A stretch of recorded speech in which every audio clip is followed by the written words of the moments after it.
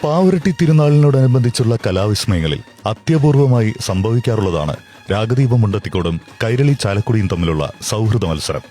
ഇക്കുറി അത്തരമൊരു അത്യപൂർവമായ കലാവിസ്മയത്തിനാണ് പാവറട്ടി പുണ്യാളന്റെ തിരുമുറ്റം പെരുന്നാളിനോടനുബന്ധിച്ചുള്ള തിരുനാൾ തിങ്കളാഴ്ച സാക്ഷ്യം വഹിക്കുന്നത്. പാവറട്ടി വിശുദ്ധ യോസേപ്പ് പിതാവിന്റെ ശതോത്തര സുവർണ ജൂബിലി തിരുനാൾ കലാവിസ്മയ നിരയിൽ വമ്പന്മാർ കൊമ്പുകോർക്കുന്ന വടക്കിന്റെ വിസ്മയ നിമിഷങ്ങൾക്ക് ഇനി കണ്ണും നട്ട് കാത്തിരിക്കാം.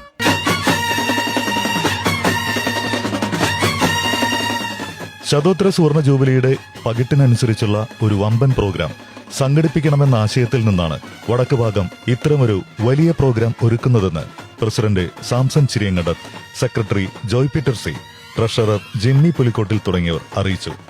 Vice president Shaji Chiramel, joint secretary Simon Paliyoor, programme convener N J Leo, programme coordinator John T Vellara എന്നിവരും മെലോഡിക്ക 2026 അണിയറയിലുണ്ട്.